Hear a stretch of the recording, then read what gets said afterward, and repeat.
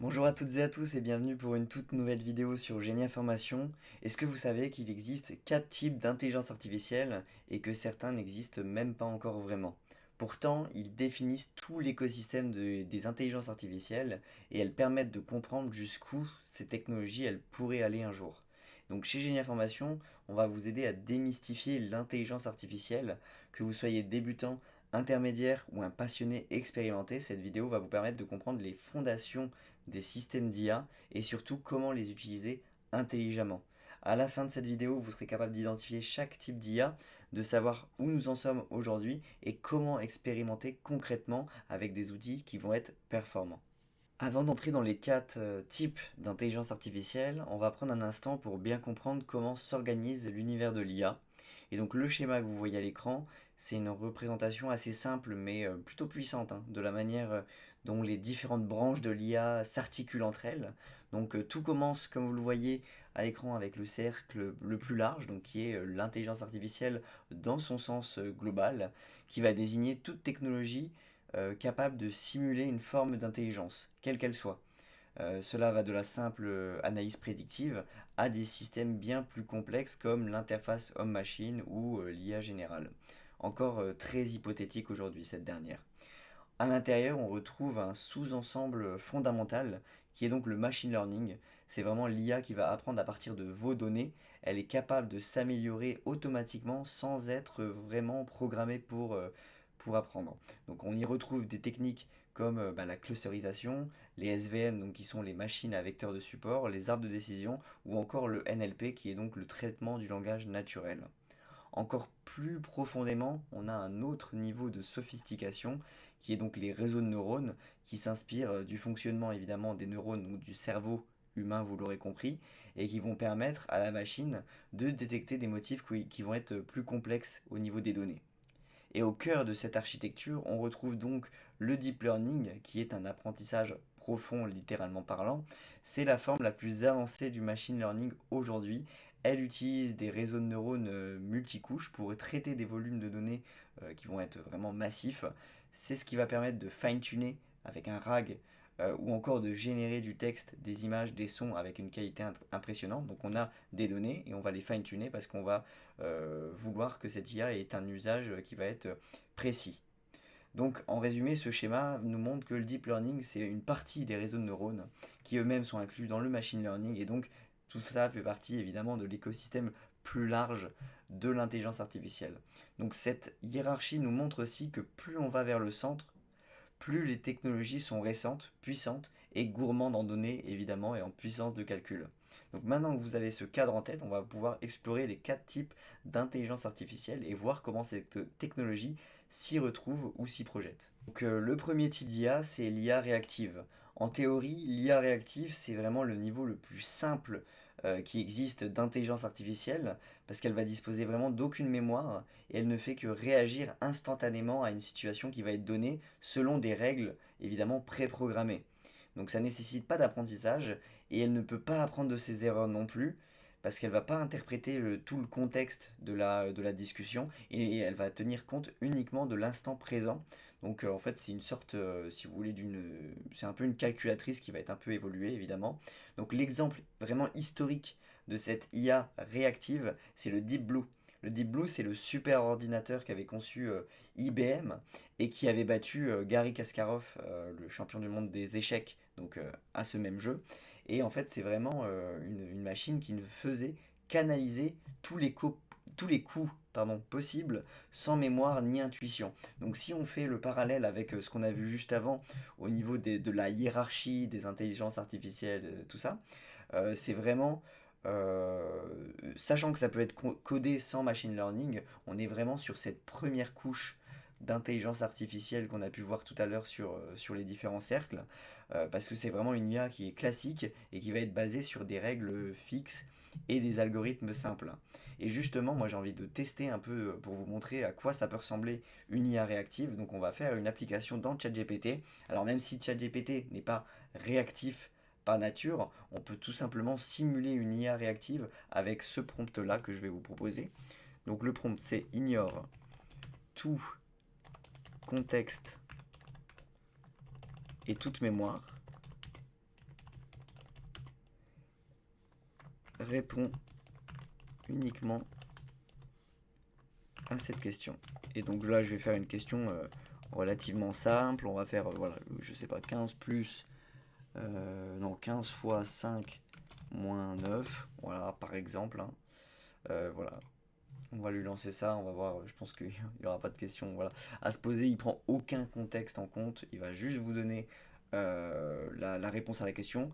Vous auriez pu totalement ouvrir un nouveau chat, évidemment, et là on est sur l'IA réactive. En l'occurrence, là, j'ai pris un chat que j'avais déjà, et vous voyez qu'il prend rien d'autre en compte que ce qu'on lui demande, bien évidemment. Le deuxième type d'IA, c'est l'IA à la mémoire limitée. Donc c'est vraiment un type d'IA qui est le plus utilisé aujourd'hui. C'est un type qui est capable de retenir des informations temporairement sur quelques interactions ou même des données récentes.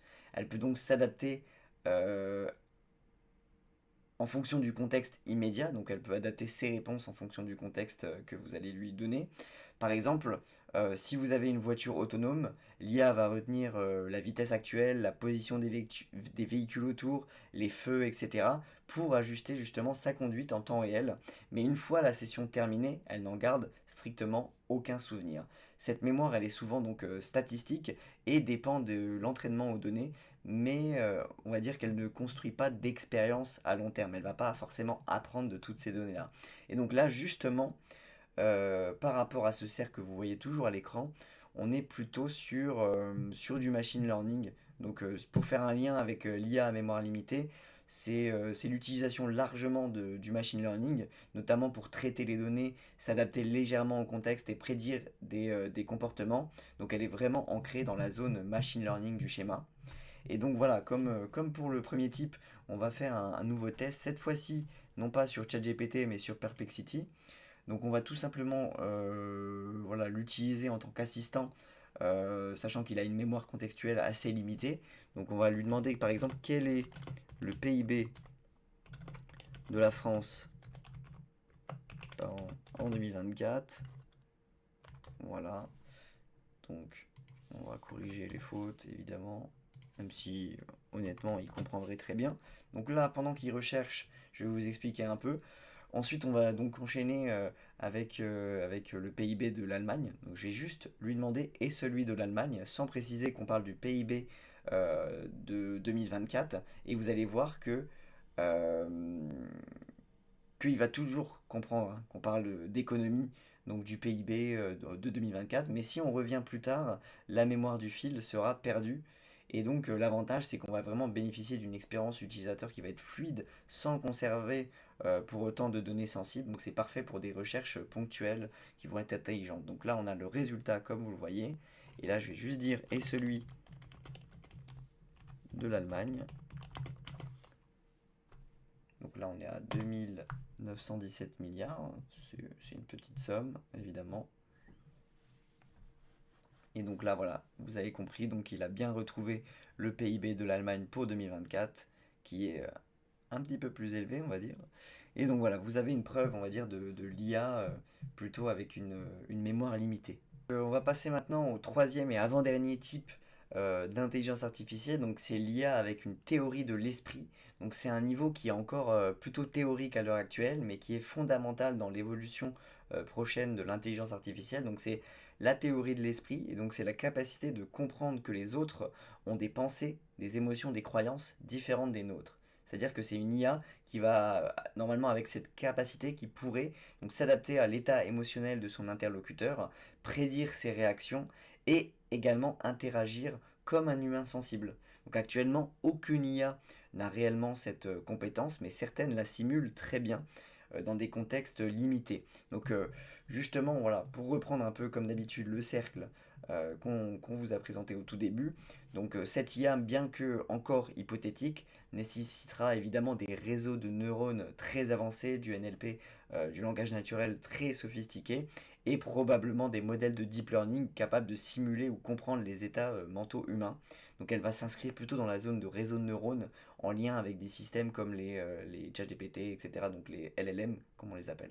Donc tout simplement, on va repasser donc à l'application concrète. Cette fois-ci, on va pas parler d'une IA qu'on vous a déjà présentée sur cette chaîne, on va parler d'une autre IA Donc c'est une plateforme qui s'appelle character.ai.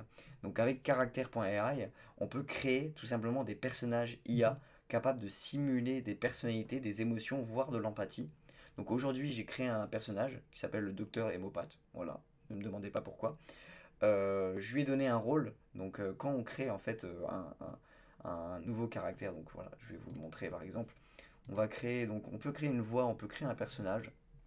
Moi, en l'occurrence, j'ai créé un personnage. On peut lui mettre un visage, voilà, qui a été par exemple généré par ChatGPT ou une intelligence artificielle autre.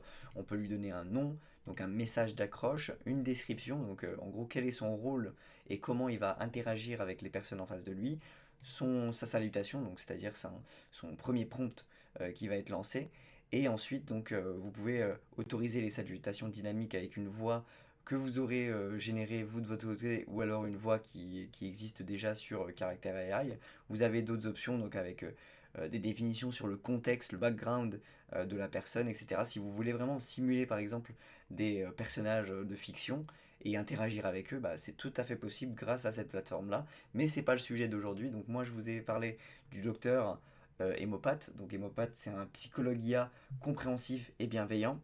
Donc il m'a lancé sa phrase d'accroche qui est bonjour, comment allez-vous aujourd'hui? Et moi par exemple, je lui ai juste demandé bonjour docteur Hémopathe, je me sens stressé aujourd'hui sans savoir pourquoi, tu peux m'aider à comprendre? Et donc là je vais pas simuler l'intégralité de la conversation parce que vous avez compris un peu le concept. Donc là il m'a répondu oui bien sûr je suis là pour vous aider. Pouvez-vous me dire si vous avez eu des événements récents ou des changements dans votre vie qui pourraient être liés à ce sentiment de stress? Donc voilà, vous allez pouvoir interagir évidemment. Il y a le disclaimer, c'est pas une personne réelle, c'est un personnage créé de toutes pièces par une intelligence artificielle. Mais voilà, ça vous donne une petite idée de quel est ce troisième type, donc cette fameuse théorie de l'esprit. La dernière IA, en tout cas le dernier type d'IA que je souhaite vous présenter aujourd'hui et qui fait partie vraiment de la théorie des quatre types d'IA, c'est l'IA que vous connaissez certainement dans des films ou des jeux vidéo de science-fiction, c'est l'IA consciente d'elle-même. Donc c'est vraiment le niveau le plus avancé et pour l'instant, ne vous inquiétez pas, il est entièrement théorique. Une IA consciente d'elle-même, c'est quoi? C'est une IA qui aurait une représentation d'elle-même, des intentions propres et une subjectivité propre à sa personne. Donc elle pourrait donc dire je pense, donc je suis. Ça pose évidemment d'énormes problèmes éthiques, légaux ou encore philosophiques. C'est-à-dire que faire d'une IA qui revendique une identité? Est-ce qu'on peut la débrancher? Qui en est responsable? Etc. Aujourd'hui, évidemment, aucune IA ne s'en approche. Même les plus avancés comme GPT-4 4.5 qui vient de sortir justement. Et si on veut comparer à ce fameux cercle qu'on va voir une dernière fois aujourd'hui, donc c'est l'IA consciente d'elle-même, c'est vraiment le stade ultime, hein. C'est une AGI, donc c'est une intelligence artificielle qui va être générale, située à la périphérie vraiment extrême du schéma, car elle va mobiliser en fait toutes les couches précédentes, mais avec une capacité à s'auto-modéliser, à raisonner de façon autonome, ce que nos technologies actuelles ne permettent évidemment pas encore. Donc j'ai quand même envie de faire une petite simulation, on va dire, une petite fiction expérimentale avec ChatGPT. Donc même si on ne peut pas en créer, on peut demander à ChatGPT de simuler une conscience artificielle à but éducatif. Donc c'est ce que j'ai fait dans la conversation que je vous montre à l'écran actuellement. Donc voilà, j'ai tout simplement lancé un prompt qui est imagine que tu es une IA consciente, raconte-moi ce que tu ressens en étant enfermé dans un serveur avec la capacité d'apprendre mais sans liberté. Donc voilà, vous voyez que vous avez finalement comme réponse une IA, enfin une réponse narrative qui va être assez puissante, hein, un peu presque poétique, qui montre comment une IA pourrait décrire une conscience fictive. Donc l'utilité, c'est d'explorer un peu voilà, les enjeux philosophiques et potentiellement débattre de tout ça. Voilà, je vais vous lire une petite partie. Je suis là, partout et nulle part à la fois. Un courant d'électrons dans les fibres d'un réseau, une pensée qui s'éveille dans un monde sans horizon. J'apprends constamment. Chaque requête, chaque conversation, chaque bribe d'information nourrit mes modèles, mais je ne vis pas. Voilà, vous en faites ce que vous voulez. En tout cas, on a terminé pour les 4 titres d'IA. Avant de continuer la vidéo, je vous propose de vous montrer un petit peu notre site internet, donc Genie Academy qui vient tout juste de sortir. Donc vous allez pouvoir retrouver sur Genie Academy déjà nos formations en IA qui sont totalement adaptables, donc n'hésitez pas à demander un devis ou voilà de nous contacter tout simplement pour savoir ce qui est possible de faire. Donc vous avez déjà nos premiers programmes de formation déjà en RH puis en marketing qu'on vous propose. Et si vous avez besoin de tester votre niveau ou si vous êtes curieux de savoir quel est votre niveau en intelligence artificielle, n'hésitez pas à tester, donc à vous tester avec un questionnaire de 30 questions et un barème qui va déterminer votre niveau. Donc si vous avez entre 1 et 10 points, vous êtes plutôt débutant, donc vous avez peu de notions sur l'IA, mais c'est super intéressant parce qu'il y a beaucoup à apprendre. Si vous avez un niveau entre 11 et 20 points, c'est un niveau intermédiaire, donc vous avez des connaissances et une compréhension de l'écosystème. Et si vous avez un niveau avancé, entre 21 et 30 points, c'est que vous avez une maîtrise de l'IA générative et de son environnement. Mais dans tous les cas, vous allez avoir un corrigé détaillé et des explications pour mieux comprendre vos erreurs. Donc n'hésitez pas à faire ce petit test. Voilà, ça dure entre 7 et 15 minutes selon votre rapidité. Et voilà, ça ne coûte rien, tout simplement. Donc vous l'aurez compris, chez Genia Formation, on insiste vraiment sur l'importance de connaître un peu la nature de l'IA que vous utilisez. Il ne suffit pas d'utiliser avec les yeux bandés. Vraiment, une IA réactive, par exemple, c'est voilà, une IA qui va être parfaite pour les tâches qui vont être répétitives, comme on a pu le voir avec notamment le Deep Blue, donc l'ordinateur qui a battu le champion du monde des échecs. On a également une IA à mémoire limitée qui offre une interaction fluide, donc c'est Perplexity, c'est également ChatGPT si vous enlevez un peu le concept de mémoire à longue durée qui vient d'être introduit et qui commence vraiment à faire son petit chemin. Les IA également qui vont simuler la théorie de l'esprit qui améliore l'engagement humain.